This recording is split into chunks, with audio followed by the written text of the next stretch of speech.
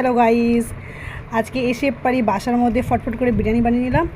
আর বিরিয়ানিটা এত সুন্দর হয়েছে কি বলবো, একদম ইয়ামি।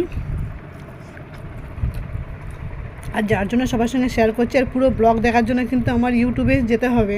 ইউটিউবে গিয়ে সামিরা টু সেলিম ব্লগে অবশ্যই আমার পুরো ভিডিওটাকে দেখে নেবে আমি কি করে বিরিয়ানি বানিয়েছি আর কি পদ্ধতিতে।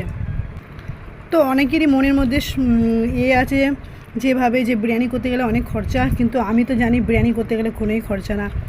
আর এত সুন্দর বিরিয়ানি হবে আর বলে বোঝানো যাবে না। তো শুধু গরম মশলা হলেই বিরিয়ানি হয়ে যাবে। আর সেটা কিন্তু আমার পুরো ব্লগে দেওয়া আছে। তোমরা কিন্তু প্লিজ আমার চ্যানেলটাকে গিয়ে সামিরা টু সেলিম ব্লগে গিয়ে আমার ভিডিও দেওয়া আছে, সেটাকে কিন্তু তোমরা অবশ্যই দেখে নিও।